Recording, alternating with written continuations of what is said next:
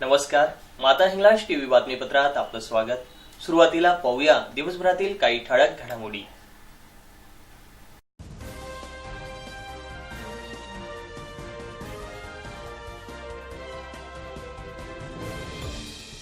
धुळे शहरातील दंडेवाला बाबा नगरात पूर्व वैमनस्यातून 6 जणांनी टाकला दरोडा। धुळे शहरातील अतिक्रमण धारकांचा मंत्री भामरेंना घेराव। ढोले कांद्यापासून बियाणे तयार करण्याची शेतकऱ्यांची लगबग। धुळ्यात प्राणघातक हल्ल्यात तरुणाचा मृत्यू, नातेवाईकांनी वर्तवला घातपाताचा संशय। साखरपुडा करायला आले आणि लग्न करून गेले, शिरपुरातील आदर्श विवाह। मिल परिसरातील प्रभाग क्रमांक 17 मध्ये रस्ता कॉन्क्रिटीकरण कामाचा शुभारंभ। आणि तामथरे गावातील ग्रामस्थांनी ओलांडले रक्तदानाचे शतक।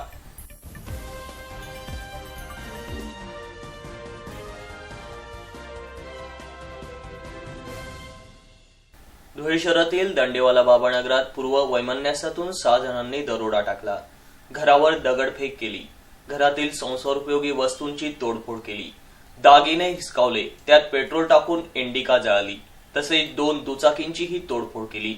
या प्रकरणी मोहाडी पोलीस ठाण्यात गुन्हा नोंदवण्यात आलाय। गीता कौर किस्मत सिंग भादा राहणार दंडेवाला बाबा नगर मोहाडी उपनगर या महिलेने दिलेल्या माहितीनुसार मागील भांडणाच्या कारणावरून राहुल भेंड, बन्सी गोसावी, मयूर आटोळे, गणेश मोहन जगताप, सागर धुमाळ, आकाश जगन्नाथ बोरसे सर्व राहणार मोहाडी या संशयितांनी दिनांक 2 रोजी रात्री 1 वाजेच्या सुमारास गीता कौर यांच्या घरावर हल्ला केला। हातात लोखंडी रॉड काठ्या घेऊन ते चाल करून आले। त्यांनी घरावर दगडफेक केली, त्यात इंडिका जाळून 2 मोटरसायकलींची तोडफोड केली। या घटनेमुळे भेदरलेल्या गीता कौर यांची तब्येत बिघडली। बरे वाटू लागल्यानंतर त्यांनी मोहाडी पोलिसात फिर्याद दाखल केली व मोहाडी पोलिसांनी दरोड्याचा गुन्हा संशयितांविरुद्ध दाखल केलाय। किस्मत सिंह राम सिंह भादा बोल रहा है। सर देखो, ये मेरी गाड़ी जलाई है राहुल मिंट के आदमी लोगों ने। राहुल मिंट के आदमी लोग आए रात को 1:30 बजे, उन्होंने आके मेरे घर पे हमला किया, मेरा दरवाजा तोड़ा। दरवाजा तोड़ने के बाद में मेरी वाइफ, मेरी लड़की, मेरे बच्चे लोग पीछे के दरवाजे से भागे। आते ही उन्होंने पूछा किस्मत किधर है। पूछने के बाद में उन्होंने कपाट खोला, कपाट में से सोना निकाल के लेके गए सर। और सोना निकालने के बाद में उन्होंने मेरी गाड़ी वीड़ी जला दी। जलाने के बाद में वो सामने गए, सामने उन्होंने और 2-3 गाड़ियां फोड़े और जय महाकाल चिल्ला रहे थे। उसमें राहुल मिंट और टेंगो बम लेके आए थे, टेंगो बम डाल रहे थे घर में। तो मेरी बीवी, मेरे बाल बच्चे लोग भागे। मेरी छोटी लड़की दरवाजा पीछे का खोल के भागी, घर पे मैं नहीं था। मेरे आने तक का पूरा जला दिया। फिर मैं गया रोड पे उनके पीछे तलवार लेके गया। उसने वहाँ पे मेरे ऊपर फायरिंग करी रोड पे राहुल मिंट बोले किस्मत को ही मारने का, बोले बाकी किसको मारने का नहीं, बोले उसका अपने घर लूट लिया, ये बहुत हो गया, बोले अपने को पैसे मिल गए, ये बहुत हो गया बोले। फिर उसने मेरे से फायरिंग करी। फायरिंग की आवाज सुन के फिर गली वाले सब आए, बाया लोग, ये लोग, कोई डंडे पाइप लेके। उनका इतना आतंक मच गया इधर मवाड़ी में। ये झगड़ा 6 महीने से है। 6 महीने से वो लोग हमारे को आ रहे तलवारें लेके गलियों में से घूमते, बाइकों पे जय महाकाल हमारे को सीधी गाली देते, माँ बहन पे से गाली देते। उनके बेवड़े गांजे बिंजे के धंधे उनके सब वो काम करते, सब 2 नंबर का काम करते। पुलिस पिछले भी मेरे वाइफ पे उन्होंने अटैक किया था, और अभी भी उन्होंने मेरे वाइफ पे अटैक किया, मेरे घर पे अटैक किया, मेरा नुकसान किया। मेरा कम से कम 5-4 लाख का नुकसान कर दिया उन्होंने सर। बस इतनी विनंती है, उन पे कार्रवाई होनी चाहिए। कितने तारीख को है ये 3 तारीख। मेरा आदमी का तो बेगुनाह नाम डाला है, मिलन सिंह राम सिंह भादा। उनका नाम बेगुनाह डाला है, वो तो घर पे थे नहीं। 1 तारीख से लेके तो 2 तारीख तक के वो नासिक में थे, और 3 तारीख को सवेरे 8 बजे नासिक से आए सर। फिर भी उनका तो कुछ गलती भी नहीं, फिर भी उन्होंने उनका नाम डाला। और जो ये नुकसान करा सब मेरे देवर का राहुल मैन ने नुकसान करा है सब। आप क्या कहेंगे? वही सर, मैं ही घर में थी, मेरे बाल बच्चे थे, सब छोटे बच्चे थे मेरे। डायरे को दरवाजा तोड़ा, घर में घुस गए। घर में घुस के मैंने रोकने की कोशिश की, तो मेरे को और मेरी जिठानी थी एक, वो मेरे घर में सोई थी, उसको भी उसकी ओढ़नी खींच ली, हाथ पकड़ के मोड़ दिया उसका। फिर हमने बच्चों को हकाल दिया पीछे के दरवाजे से, भाग जाओ। हम भी भाग गए। वो क्वार्टर में वो पेट्रोल भर के लाए थे, ये देखो ये फेंक के मार रहे थे सर। हमने रुके नहीं। फिर मेरा कपाट तोड़ दिया। कपाट में से 2.5-3 तोला सोना था। मेरी लड़की की अभी 2.5 महीने में शादी है। शादी का पूरा सामान लूट के ले गए वो सर। मेरी गाड़ी जला दिया। फिर मेरा आदमी तो घर पे सोते नहीं पुलिस के डर के वजह से। वो जब तक ये आने तक वो पूरा काम करके रोड पे चले गए। फिर मेरा आदमी रोड पे गया। आपने तो कंप्लेंट दी है कि नहीं? हाँ दी है मैंने कंप्लेंट। पुलिस स्टेशन में वो गाड़ी के कागजात और वो जो पावती थी सामान की सब मैंने जमा किया है। वो क्या बोले पुलिस वाले? पुलिस बोले हम लोग केस करेंगे घर के। साहब ने बोला अभिषेक पाटिल ने हम लोग केस करेंगे, तेरा घर का नुकसान हुआ है तो हम लोग केस करेंगे। पुलिस वाले ने ये जवाब मुझे और नासिक में इसके लिए गए थे वो कि उनकी दूसरी मिसेज है, उनकी चाची की तबीयत बहुत सीरियस थी, तो वो नासिक में एडमिट करा हुआ है दवाखाने में। तो 1 तारीख से जाकर लगातार वो गए थे और सीसीटीवी फुटेज लेने गए। राहुल मिंट, बंसी गोसावी, मयूर आठवले, गणेश मोहन जगताप, सागर धुमाळ, आकाश जगन्नाथ बोरसे उर्फ गुरु बाबा, ये लोग थे। ये 6 लोग थे। घर में घुस के मेरे वाइफ के साथ में उन्होंने मतलब छेड़छाड़ किया। बाकी थे बाहेर थे वो। आम्ही म्हणून कामात येतो. 3-4 दिन जाणं आमले जपणीचे आम्ही मरी बाहेर 3-4 दिन गेले. जायना जपणीचे आमले डोळे असले आमले रातभर जागे राहतात अरे बाहेर आहे म्हटलं. आता येतास का तता येतास त्या बाहेर खाऊ माराले याच्याकडे काय तो आपण याचं काय चुकी नाही मामले तटीन पै तुम्ही मावशी पोलीस स्टेशनला गेले तर काय सांगितलं पोलिसांनी? मग त्या आता जे यासने सांगत तेच सांगा ना मग आम्ही बी हा. मग आमने सांग जेवण आहे तेच सांगतो ते सांग आम्ही रातभर निसता डोळ्या निसता आखीन मारा आम्हाला आला जपणी डोळ्यातले आमले नुसता एवढला दगडे आणि एवढला बाटले आणि एक जण बोला थांब. रातभर आम्ही जागी राहत असं ना असं बजी राहत बाया माणसं बनतात जीव द्यावा लागणार त्या कवा बी येतच राहत ना कवा बी काय ते बंदुका मारतील का त्या बाटल्या गवाऱ्या काही धुळे शहरातील स्टेशन रोड निर्मितीसाठी 10 कोटी रुपयांच्या निधीतून होणाऱ्या रस्ते कामाच्या शुभारंभानिमित्त कार्यक्रमाचं आयोजन करण्यात आलं होतं। या कार्यक्रमाला सुरुवात होण्यापूर्वी रेल्वे स्टेशनवरील अतिक्रमितांनी मंत्री डॉक्टर सुभाष भामरे यांना घेराव घालून बेघरांना घर द्या अशी मागणी केली। धुळे महापालिकेकडून स्टेशन रोड परिसरातील 220 घरांचं अतिक्रमण काढण्यात आलं होतं। यापैकी काही लोकांचं मोहाडी तर काहींचं साक्री रोडवरील राजीव गांधी नगरातील घरकुल योजनेत पुनर्वसन करण्यात आलंय, परंतु अद्यापही अनेक कुटुंबांचं पुनर्वसन झालेलं नाही। अतिक्रमण काढताना महापालिकेने या कुटुंबांना पुनर्वसन करू अशा शब्द दिला होता, पण या शब्दाचं पालन न झाल्याने आम्हाला उघड्यावर जगावं लागत असल्याची खंत अतिक्रमण धारकांनी व्यक्त केली। तसेच या मागणीमुळे ऐन कार्यक्रमात नागरिकांनी गोंधळ घालण्यास सुरुवात केली। कार्यकर्त्यांनी नागरिकांना हटवण्याचा प्रयत्न केला, मात्र मंत्री नामदार डॉक्टर सुभाष भामरे व महापौर चंद्रकांत सोनार यांनी नागरिकांना बाजू मांडण्याची संधी दिली। नागरिकांनी आम्हाला हक्काचं घर द्यावं, पुनर्वसनाचा प्रश्न आधी सोडवावा अशी मागणी केली। नागरिकांची ही व्यथा व मागणी ऐकून मंत्री भामरेंनी तात्काळ बैठक घेण्यास सांगितले। यावेळी उपमहापौर कल्याणी अंपळकर, जिल्हाध्यक्ष अनुप अग्रवाल, हिरामन गवळी, महिला बाल कल्याण सभापती निशा पाटील, विजय पाचापूरकर, प्रतिभा चौधरी, सुनील बैसाने, शशी मोगलाईकर आदी उपस्थित होते। बाबासाहेब सर्वात पहिले मी आपली माफी मागतो आणि मला अधिकार आहे आपल्याला बोलण्याचा, बाकी आम्ही आतापासून पूर्वीपासून आपल्याला तन्मन धनापासून मानतो, म्हणून आम्हाला बोलण्याचा अधिकार आहे। तर माझे 2 शब्द ऐकून घ्यावा, मला मान्य आहे। बस माझी एकच इच्छा आहे साहेब, हे बघा तुम्ही 10 करोडची 10 लाखाची 50 लाखाची योजना मंजूर केली, मान्य झाली। आज आम्ही गेल्या 2 वर्षापासून आम्ही भाड्याच्या घरांमध्ये राहतोय, आमच्याकडनं भाडं भरल्या जात नाही। आमची परिस्थिती इतकी बेकार झाली, तुम्ही आमच्याकडे या लोकांकडे येणे बघा, ते तुम्ही 10 लाख रुपये रोडाला खर्च करताय, हे करताय ते करताय, आमच्या घरांचं काय केलं तुम्ही आजपर्यंत? तुम्ही आजपर्यंत काय केलं? आमची परिस्थिती काय चालू, आम्ही 4,000 रुपये भाडं भरतो, आमची मी बच्चांवर गोळ्या बिस्किट विकतो, मी माझी पोरगी पैलवान आहे, घरात माझ्या खायला माझी परिस्थिती डाऊन आहे, आम्ही भाड्याने राहतोय। साहेब माझी बाबा सांगतो मी, माझी एकच इच्छा आहे, 2 वर्ष झाले साहेब, एक मिनिट थांबा, 2 वर्ष झाले रोड तुटून झाला, आमची ना कोणत्या ह्याच्यामध्ये दखल घेतल्या गेली। तुम्ही पंतप्रधान आवास योजना काढली, त्याच्यानंतर घरकुल योजना काढली, एवढ्या भरपूर योजना काढल्या। अगोदर बी 2 नगरसेवक होते, त्यांनी आमची दखल घेतली, आता 4 नगरसेवक आहे। तरी एकही नगरसेवक आमची दखल घेतली सर. प्लीज आमची एक आग्रहाची विनंती आहे. आता आम्हाला म्हणतो तुम्ही घरं दिलेत, बरोबर आहे, मान्य आहे. घरं दिले तर मग आमचे घरं कुठे आहेत पहिले आम्हाला हे दाखवा. आणि जर तुम्ही सांगत असाल का आम्हाला घरं दिले वाडीला, तर त्या घरांमध्ये पहिलेच अगोदरच त्याच्यामध्ये लोक स्थायिक झाले. जिथं विनायक बापूजींनी मोठा रुद्र आश्रम बनवून ठेवलाय, गेट लावून ठेवलाय. आमच्याकडे नगरपालिकेच्या पावत्या अजून सुद्धा आमच्या घरा आम्हाला अधिकारच भेटत नाहीये. दुसरी बात, तुम्ही आम्हाला म्हणलं होतं की मी परिसरात तुम्हाला आम्ही तुमच्या ठिकाणी कुठेतरी जागा करून तुम्हाला घरं बांधून देऊ. आजपर्यंत काहीच झालं नाही साहेब. आमची लई बेकार परिस्थिती आहे. तुम्ही एवढा पैसा पण गरीब लोकांचा काय हाल होत आहे ते बघताय का तुम्ही. धुळे तालुक्यातील गोताणे चौगा परिसरात ढोले पीक बहरत आहे. यातून आगामी खरीप हंगामासाठी कांद्याच्या बियाणाची निर्मिती होणार असून स्वतः बियाणे तयार करण्याकडे येथील शेतकऱ्यांचा कल वाढत चालल्याचं चित्र दिसून येत आहे. खरीप हंगामात गोताणे चौगावसह संपूर्ण परिसरात मोठ्या प्रमाणावर कांद्याची लागवड केली जाते. यासाठी बियाणांची आतापासूनच शेतकऱ्यांनी तयारी सुरू केली आहे. बाजारातील बियाणांवर येथील शेतकऱ्यांचा भरोसा उरलेला नाही. बोंडअळीने घात केल्यामुळे स्वतः बियाणे तयार करण्याकडे येथील शेतकऱ्यांचा कल दिवसेंदिवस वाढत आहे.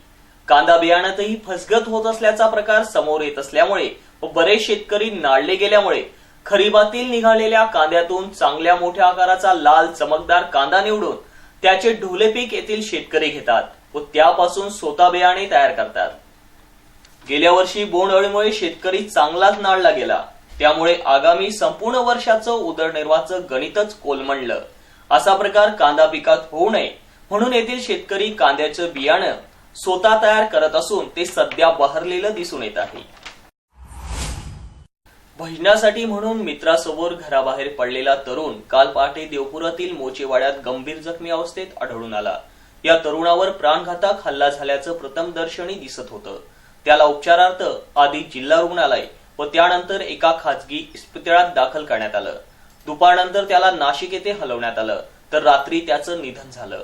या प्रकरणी नातेवाईकांकडून घातपाताचा संशय व्यक्त झालाय.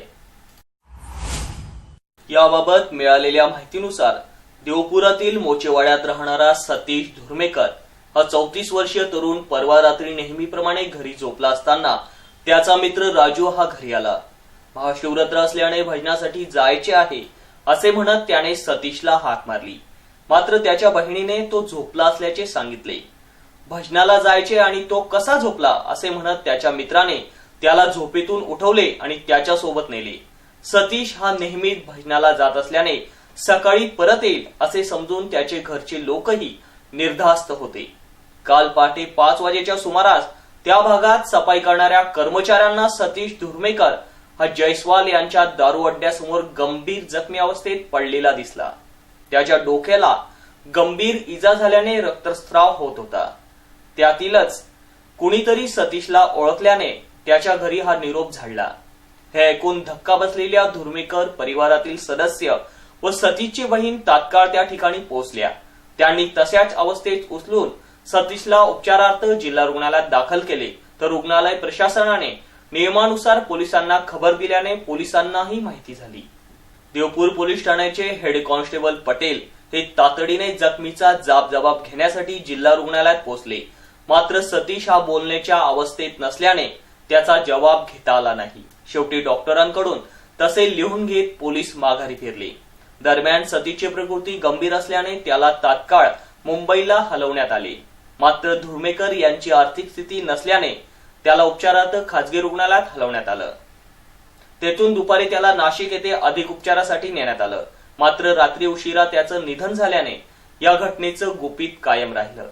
तथापि सतीश धुर्मेकरची अवस्था पाहता त्याच्यावर प्राणघातक हल्ला झाला व त्यातच तो मरण पावल्याने हा खुनाचा प्रकार असल्याचे प्रथमदर्शनी पोलीसही मान्य करू लागले. या संदर्भात देवपूर पोलीस ठाण्याचे निरीक्षक दिलीप गांगुर्डे, सहाय्यक पोलीस निरीक्षक पटेल यांनी स्वतः सतीश धुर्मेकर याच्या मोचेवाड्यातील घरी जाऊन अधिक माहिती घेतली. हा खुनाचाच प्रकार असून मयत सतीशच्या दोघा मित्रांना ताब्यात घेऊन त्यांची चौकशी सुरू करण्यात आल्याची माहिती पोलिसांनी दिली. अलीकडे लग्न म्हटलं की हुंडा, खानपान, पाहुण्यांची सरबराई, फटाक्यांची आतिषबाजी, भव्य मिरवणूक असा जल्लोष डोळ्यासमोर उभा राहतो. यातही सदन कुटुंबाकडे लग्न असल्यावर सांगणेच नको. परंतु शिरपुरातील बाफना परिवाराने या सर्व गोष्टींना फाटा देत आपल्या मुलाचा विवाह साखरपुड्यातच उरकला। या आदर्श विवाहाचे आज सर्वत्र कौतुक होत आहे। शिरपूर येथील व्यापारी सुनील बाफना यांचा चिरंजीव शुभम व जालना येथील व्यापारी किसनलाल मोदी यांची कन्या रेश्मा यांचा साखरपुडा निश्चित झाला होता। दोन्ही बाजूकडील मंडळी जालना येथे एकत्र आली। यावेळी दोघा कुटुंबियांमध्ये चर्चा होऊन कुठलाही वायफळ खर्च न करता साखरपुड्यातच विवाह लावण्याचा निर्णय घेण्यात आला आणि हा आदर्श विवाह सोहळा पार पडला। या विवाह सोहळ्याचं अनेकांनी कौतुक केलं। धुळे शहरातील मिल परिसरातील प्रभाग क्रमांक 17 मधील रासकर नगर भागात मनपा फंडासह नगरोत्थान योजनेतून रस्ता कॉन्क्रिटीकरण काम करण्यात येत असून आज प्रभागांच्या 4ही नगरसेवकांच्या उपस्थितीत या कामाचा शुभारंभ करण्यात आला। रासकर नगर हा भाग कष्टकरी कामगारांचा असल्याने या भागात नागरी सुविधा उपलब्ध करून देण्यावर नगरसेवक शीतल नवले, अमोल मासोळे, सौ सुरेखा ओगले, वंदना मराठे यांनी लक्ष केंद्रित केले होते। रासकर नगर भागात रस्त्यांची झालेली दुरावस्था लक्षात घेता सर्वप्रथम रस्ता कॉन्क्रिटीकरण काम सुरू करण्याचे निश्चित करण्यात आले। त्यानुसार रासकर नगर भागात चौघा नगरसेवकांनी श्रीफळ वाढवून या कामाचा शुभारंभ केला। मनपा फंड व नगरोत्थान योजनेतून या रस्त्यासाठी 52 लाखांचा निधी मंजूर झालाय। यावेळी प्रभागातील सुनील पाटील, गोपाल रासकर, सचिन पुंड, मधुकर रासकर, मारुती रासकर, जगदीश सूर्यवंशी आदी उपस्थित होते। तिथे सुंदर रोड व्हावा हे धुळेकर नागरिकांची इच्छा होती। भारतीय जनता पक्षाच्या अध्यक्षासह सगळ्या कार्यकर्त्यांची इच्छा होती आणि म्हणून त्याप्रमाणे मुख्यमंत्र्यांकडे सतत पाठपुरावा करून मुख्यमंत्र्यांनी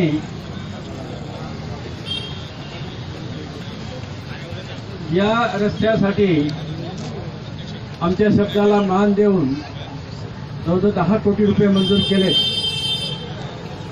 या प्रभागातील नगरसेवक आदरणीय शीतल भाऊ, ओगले रामसाहेब, राजू महाराज आणि मासोळे या सगळ्या नगरसेवकांनी सातत्याने मागणी केली आणि ते 10 कोटी रुपये मंजूर करून घेतलेले होते। पण निधी मिळावा याच्यासाठी आम्ही सातत्याने प्रयत्न केला। आज ती निधी मिळालेला आहे, वर्क ऑर्डरही निघालेली आहे आणि निश्चितच या प्रभागातील सगळ्या नगरसेवकांच्या मार्गदर्शनाखाली हा मॉडेल रस्ता तयार होणार आहे आणि धुळेकरांच्या एक अतिशय चांगली भेट भारतीय जनता पक्षाच्या माध्यमातून आम्ही घेत आहोत। धुळेकरांना मी शब्द दिलेला होता की या रस्त्यावर जास्तीत जास्त निधी आणायचा मी प्रयत्न करेन आणि त्याच्यात मी यशस्वी झालो। दिलेला शब्द आम्ही खरा करू शकलो याचा आम्हाला निश्चितच आनंद आहे आणि या निमित्ताने या परिसरातील जेवढ्याही समस्या असतील त्या सोडवण्याचा आम्ही निश्चितच प्रयत्न करू। आज धुळे शहरात भारतीय जनता पक्षाला तुम्ही जो कौल दिलेला आहे, आमचे 50 नगरसेवक निवडून दिलेले आहेत आणि म्हणून विकास कामांचा जो सपाटा चालवला आहे, मुख्यमंत्र्यांनी शब्द दिलेला होता की या धुळेकरांच्या पिण्याच्या पाण्याचा प्रश्न सोडवण्यासाठी अक्कलपाड्यापासनं पाईपलाईनने धुळे शहराला पिण्याच्या पाण्याचा याच्यासाठी योजनेसाठी 170 कोटी रुपये मंजूर केलेत। त्याची वर्क ऑर्डर निघालेली आहे आणि आज टेंडर झाले तर त्याचंही काम लवकर सुरू होईल आणि आचारसंहितेच्या आधी सुरू होईल। तसेच या शहरातील प्रमुख रस्त्यांसाठी 100 कोटी रुपये मुख्यमंत्र्यांनी कबूल केलेले होते।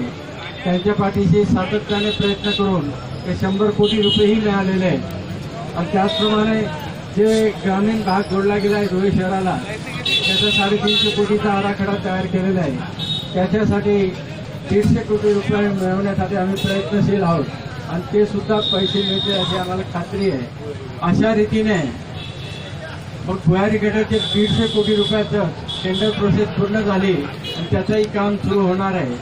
म्हणजे अतिशय अल्प कालावधीत 500 कोटीच्या वरती या धुळे शहरात आम्ही कामं सुरू केलेली आहेत। भारतीय जनता पक्षाला जो जनतेने कौल दिलेला होता आणि त्या कौलचा सन्मान ठेवत एवढा निधी मला नाही वाटत आता कुठल्याही इतर महापालिकेमध्ये अंमलात गेला असेल ते आम्ही मिळवण्यात यशस्वी झालो आणि म्हणून धुळे शहराच्या विकासासाठी कटिबद्ध आहोत. त्याच्या व्यतिरिक्त 10 कोटी वेगवेगळ्या प्रभागांमध्ये कामासाठी दिलेलं होतं, त्याची कामं जवळजवळ आज पूर्ण झालेले आहेत. त्याच्यात आणि 5 कोटी रुपये टावर बागेचं सुशोभी करण्यासाठी त्याचंही काम सुरू होत आहे, चालू आहे. आणि त्या 10 कोटीमध्ये हा कोट्याचा रस्ता सुद्धा आमचा पूर्ण झालेला आहे. तर अशा रीतीने हे सगळे कामं झालेली आहेत आणि आपल्याला निश्चितच सांगताना आनंद होतोय की जो शब्द आम्ही धुळेकरांना दिला तो पूर्ण केला. धुळे शहर स्मार्ट सिटी व्हावे त्याच्यासाठी अनेक प्रयत्न आमचे चालू आहेत. त्याच्यातलं जसं शहरात आज सगळ्यांना पाईपलाईनद्वारे पिण्याच्या पाण्याची व्यवस्था केली जाते, तसं स्मार्ट सिटीजना जो कुकिंग गॅस आहे आपल्या स्वयंपाकघरापर्यंत पाईपलाईन कुकिंग गॅस पोचवायची ही योजना जी नाशिकसाठी मंजूर झालेली होती. पण जेव्हा मला समजलं मी सातत्याने केंद्रात पाठपुरावा करून ती योजना धुळ्यात सुद्धा पण आणलेली आहे आणि काही दिवसात धुळ्यात पाईपलाईनद्वारे कुकिंग गॅस आपल्या सगळ्यांना मिळणार आहे. त्याचप्रमाणे या धुळे शहरातील 10,000च्या वरती रिक्षा चालकांसाठी CNG गॅसच्या स्टेशनची व्यवस्था केलेली आहे. येणाऱ्या काळात प्रत्येक रिक्षा CNG गॅसवर चालणार आहे आणि CNG गॅसच्या माध्यमातून प्रदूषण कमी होईल. पण प्रत्येक रिक्षा 10,000 रुपये महिन्याचे वाचेल, त्याचा फायदा आपल्याला संजीवनाही घेता येईल. शिंदखेडा तालुक्यातील तामथरे गावाच्या इतिहासात पहिल्यांदाच घेण्यात आलेल्या रक्तदान शिबिरात 111 रक्तदात्यांनी रक्तदान करून एक आदर्श निर्माण केला आहे. स्वातंत्र्य सैनिक कैलासवासी माधवराव घुगे यांच्या स्मृती प्रित्यर्थ तामथरे गावात अप्पर जिल्हाधिकारी नंदकुमार बेडसे यांच्या प्रमुख उपस्थितीत संपन्न झालेल्या रक्तदान शिबिरात तब्बल 111 रक्तदात्यांनी रक्तदान केलं. विशेष म्हणजे रक्तदान करणाऱ्यात पुरुषांपेक्षा स्त्रियांची संख्या अधिक होती. आपल्या मार्गदर्शनपर भाषणात अप्पर जिल्हाधिकारी नंदकुमार बेडसे यांनी तामथरे गावातील नागरिक गावाच्या विकासार्थ राबवत असलेल्या विविध उपक्रमांचं कौतुक केलं व तामथरे गावाच्या विकासासाठी जे जे सहकार्य लागेल ते सहकार्य जिल्हा प्रशासन अवश्य करेल असे त्यांनी अभिवचन दिले. विकास कामाचे मार्गदर्शक ज्येष्ठ पत्रकार बाबासाहेब महेश घुगे यांनी रक्तदान शिबिर आयोजित करण्यामागची पार्श्वभूमी विशद केली. रक्तदान शिबिराचे आयोजक डॉक्टर जगदीश गिंदोडिया यांनी रक्तदानाचं महत्व व रक्तदानाचे फायदे याविषयी मार्गदर्शन केलं. पुरुषांच्या बरोबरीने स्त्रियांनी रक्तदानात सहभाग घेतल्याबद्दल डॉक्टर सौ संगीता गिंदोडिया यांनी तामथरे गावातील महिलांचं अभिनंदन केलं. अप्पर जिल्हाधिकारी नंदकुमार बेडसे, डॉक्टर जगदीश गिंदोडिया, डॉक्टर सौ संगीता गिंदोडिया, अरुण मेहता, महेंद्र महाराज राजपूत, रक्तदान शिबिर संबोधक डॉक्टर ठाकूर, संतोष जैन आदींचा यावेळी यथोचित सत्कार करण्यात आला. तामथरे गावातील भारतीय सैन्य दलातील विद्यमान सैनिक सर्वश्री सचिन विठ्ठल सिंग गिरासे, हरपला सत्तर सिंग गिरासे, सागर अनिल सिंग गिरासे यांचाही नंदकुमार बेडसे यांनी गौरव केला. शेवटी विठ्ठल आश्रमाचे अध्यक्ष महेंद्र महाराज राजपूत यांनी सर्वांचे आभार मानले. कार्यक्रमाला सौ उमाताई घुगे, सतीश घुगे, प्रवीण घुगे, अनिल वाघ, किशोर संचेती, दीपक कायंदे, यशवंत भदाणे, प्रमोद चौधरी, प्रमोद बडगुजर, निलेश भावसार, राजेश ओहोल, अतुल चित्ते, महेश कोली, दिनेश भावसार आदी मान्यवरांची उपस्थिती होती. बाबांच्या प्रयत्नाने आपलं हे गाव पाणी फाउंडेशन मध्ये सुद्धा त्याची निवड झालेली आहे आणि त्या परीशिक्षणाला इथूनही 5-7 माणसं गेलेले. कारण एवढ्या करताच मी तुम्हाला सांगतो की हे काही सहजासहजी घडून येत नाही. एक तर लोक वेळ द्यायला तयार नाही आणि मार्गदर्शन करायला सुद्धा तयार नाही. पण आज आपले जे डॉक्टर साहेब आहेत जगदीशजी गिंदोडिया सर यांनी हे आपलं गाव दत्तक घेतलेलं आहे आणि बाबा या दोघाही लोकांनी ठरवलेलं आहे की जोही काही उपक्रम असेल शासनाचा असो सामाजिक असो तो आपल्याला या ठिकाणी करायचा आहे आणि तो निर्णय त्यांनी घेतलेला आहे. आणि आजही आपलं भाग्य की ऍडिशनल कलेक्टर साहेब आपल्या या गावी आलेले. आपण जसं योग आणि प्राणायाम बघितलं तसं रक्तदानही प्रत्येकाने दर 3 महिन्यांनी ज्यांना शक्य आहे त्यांनी केलं पाहिजे. त्याच्याने शरीराचं स्वास्थ्य चांगलं असतं. एक साधा फायदा आहे की जेव्हा ऍक्सिडेंट आता होत आहेत ज्यांना रक्तदानाची सवय असते ना त्यांना ऍक्सिडेंटमध्ये जर रक्तस्राव झाला तर इमिजिएट खूप त्रास होत नाही, कारण रक्तदानाची सवय असलेल्यांना रक्त बाहेर पडण्याची शरीराला सवय होऊन जाते. म्हणून रक्तदानाने ती शरीराला सवय झाल्यामुळे एखादे चुकून कोणाचा ऍक्सिडेंट होऊ नये, पण चुकून झाला तर दवाखान्यापर्यंत पोहोचेपर्यंत त्याचं शरीर त्याला साथ देतं, कारण त्या शरीराला रक्त बाहेर काढण्याची सवय असते. म्हणजे हा एक वेगळा परमार्थातून रक्त, तुम्ही रक्तदान केल्यावर एकाचं आयुष्य वाचणार आहे, परंतु त्याबरोबर हा एक फायदा तुम्हाला स्वतःला आहे की ऍक्सिडेंट. दुसरा एक साधा फायदा, साधं काम आहे की रक्तदान केल्यामुळे शरीर स्वच्छ राहायला मदत होते.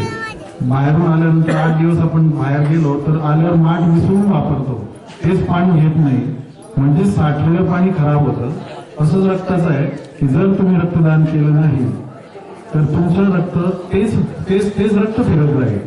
रक्तदान केल्यामुळे काय होतं की जिथून रक्त तयार होतं, रक्तातल्या पेशी तयार होतात, त्या ठिकाणी त्या पेशींना परत तयार होण्याची चालना मिळते आणि ते ऍक्टिव्ह राहतात. बघा ना, आपण जर 8 दिवस बिछाण्यावर पडलेलं राहिलो ना तर आपल्याला काम करायची एवढी एनर्जी येत नाही, आणि जर आपण रोज काम करत राहिलो तर आपल्याला ती एनर्जी पूर्ण येते. तसंच रक्तदानाचं आहे की रक्तदान करा. हा रक्तदान स्वतःला पण खूप फायद्याचा आहे. एकाचं आयुष्य वाचतं आणि तुमचं आयुष्य वाढतं. रक्तदानामुळे आयुष्य वाढतं, प्रतिकार शक्ती वाढते. कुठलाही आजार होण्याच्या आधी त्याची आपण जसं प्राणायाम करतो, योगा करतो की आजार होऊ नये, रक्तदान पण त्याचाच एक भाग आहे. रक्तशुद्धी आयुर्वेदामध्ये म्हटलं आहे की तुम्ही कुठलाही आजार जा, आयुर्वेदिक डॉक्टर पंचकर्ममध्ये काय करतात, थोडं रक्त काढून घेतात. त्याचं कारण काय की रक्तातलं विष काढून घ्यायचं. रक्तदानामुळे काय होतं की रक्त गेल्यामुळे नवीन रक्त तयार व्हायला आणि प्रतिकार क्षमती वाढायला मदत होते. त्यामुळे रक्तदान श्रेष्ठ दान. यापैकी जास्त काही बोलत नाही, तुम्हाला ऑलरेडी सांगितले. आता गावासाठी जे काही योगदान करायचं आहे त्यामध्ये प्रामुख्याने दररोज सकाळी इंदोरी सर येऊन योगा घेत होते 3 दिवसापासून. खरोखरी सन्मानाची, या गावाच्या सन्मानाची गोष्ट आहे. त्याचबरोबर या ठिकाणी आश्रमासाठी देखील जमीन दान करण्यात आली. गावासाठी फार भूषणाची ही गोष्ट आहे असं या ठिकाणी मी नमूद करू इच्छितो. या तांतोळी गावाच्या भविष्यकालीन विकासाकरिता जे शक्य असेल त्यासाठी निश्चितच मी माझे प्रयत्न अपुरे पडू देणार नाही. या ठिकाणी मला वाटतं ज्या ठिकाणी मदत लागेल, माझ्या माहितीप्रमाणे काही मंडळी देखील या माझ्याकडे आली असेल, त्यांना अनुभवही आला असेल कदाचित की वडील देखील आमचे शेतकरी होते, शेतकरी कुटुंबातील. त्यामुळे नेहमीच खास करून आपली टोपी पाहिली की मला वडिलांची आठवण फार प्रकर्षाने जाणवते. त्यामुळे मी कोणीही आलं माझ्या ऑफिसला, इव्हन बाहेर जरी बसलेलं असलं तरी देखील मी आवर्जून विचारतो की त्यांचं माझ्याकडे काही काम आहे, जेणेकरून माझ्याकडे काही काम असेल तर त्यांनी ताबडतोब जे काही भेटून निराकरण करून घ्यावं आणि आपल्या गावाला जावं. विनाकारण माझ्यासाठी कोणी म्हणजे थांबलेलं मला आवडत नाही. त्यामुळे प्रत्येक वेळेस जे कोणी आलं त्यांना मी माझ्या, खास करून टोपीचं कोणी आलं तर मी त्यांना माझ्या वडिलांच्या जागी पाहत असतो आणि आस्थेने विचारपूस करत असतो. त्यामुळे माझ्या प्रयत्नात मी कुठेच कमी पडू देणार नाही. माझ्यावर निश्चितच माझ्या आईवडिलांचे आशीर्वाद आहेत. त्यामुळे सदैव मी, माझ्या जिल्हाही माझाच आहे, त्यामुळे कुठेही मी कमी पडत नाही आणि कुठेही कमी पडू देणार नाही हे या ठिकाणी मी आपल्याला आश्वस्त करू इच्छितो. या ठिकाणी महिलांपैकी रक्तदान कोणी केलं? Very good. मला आता सर्वात तरुण मुली योगदान करतच आहे. महेंद्र महाराजांनी गावाला वाहून घेतलं आहे. पण मला या ठिकाणी अजून एक सांगायचंय की या सगळ्यातून गावाचा विकास साधण्यासाठी सगळ्यात मुख्य गोष्ट, जी महत्वाची बाब आहे ते म्हणजे या गावातले गावकरी, त्यांचा सहभाग, त्यांचा प्रयत्न हा फार मोठा आहे आणि त्यामुळेच विकास घडू शकेल. त्याचबरोबर इथं आणखी एक जी लक्षणीय बाब लक्षात येते की या ठिकाणी पुरुषांबरोबर महिलांचा तेवढा सहभाग आहे, बरोबरीने महिलांचा सहभाग आहे. ही जास्त कौतुकाची गोष्ट आहे. रक्तदानाला सुद्धा तेवढ्याच महिला इकडे हजर झालेल्या आहेत.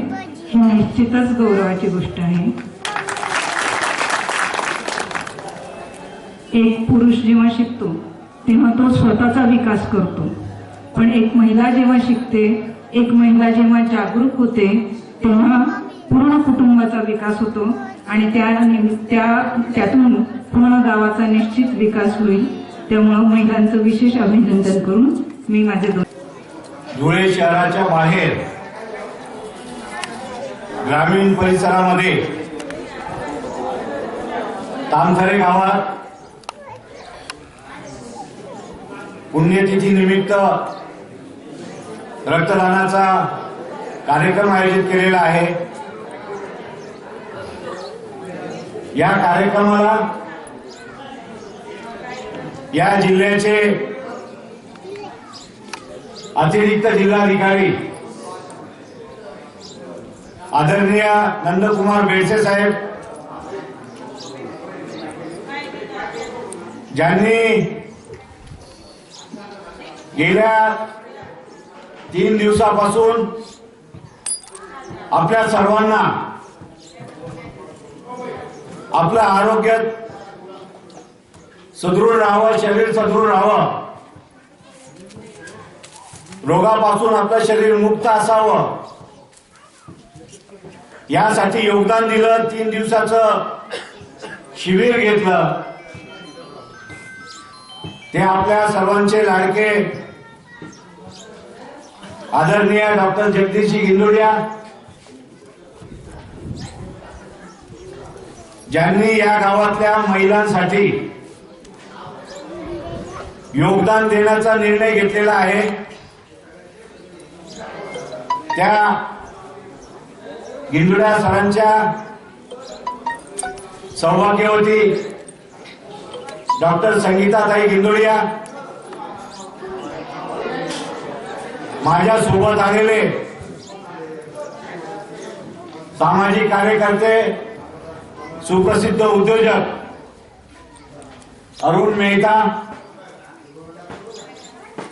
श्रम प्रतिष्ठा गुणगौरव समितीचे सचिव संतोषजी जैन, त्यांच्यासोबत आलेले सर्व पदाधिकारी, कार्यकर्ते, तामथरे गावाचे सरपंच,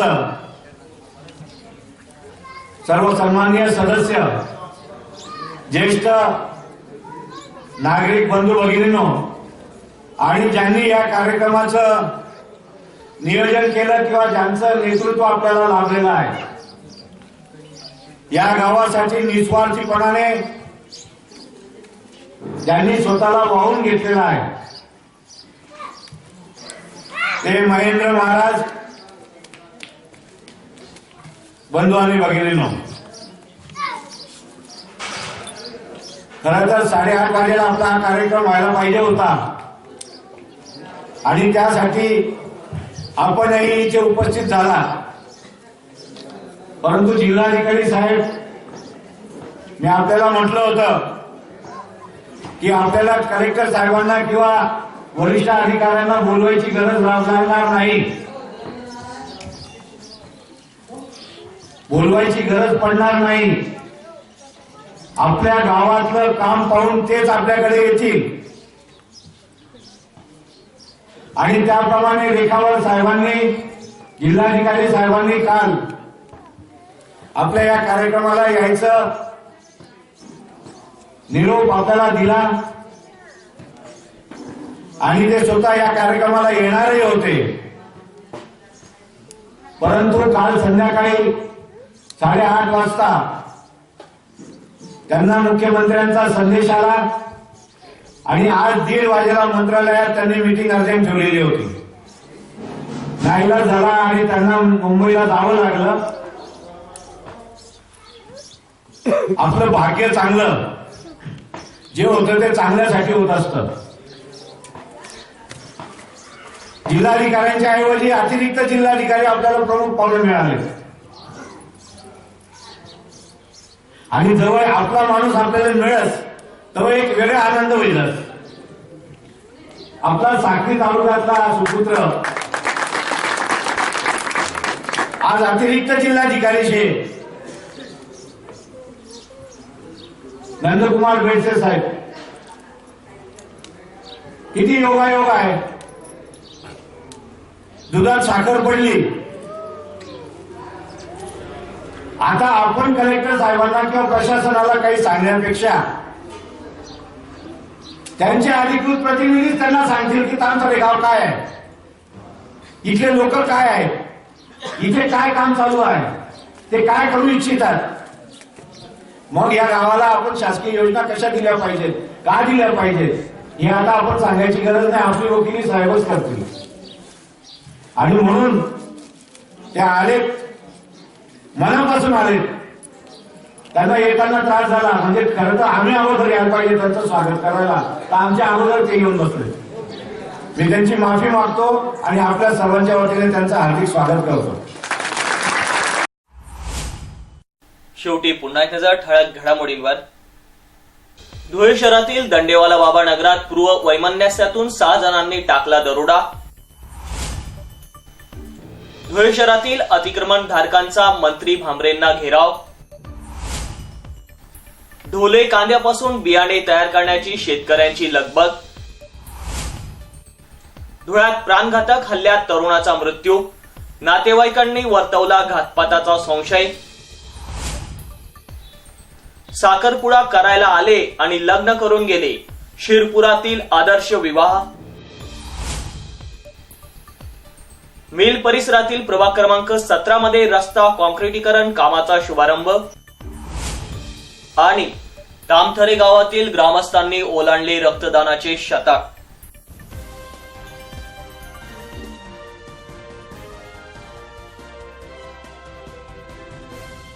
आणि याचबरोबर माता हिंगलाज टीव्हीचं बातमीपत्र संपलं. पुन्हा भेटूया पुढील बातमीपत्रात. तोपर्यंत पाहत राहा फक्त माता हिंगलाज टीव्ही. जय हिंगलाज.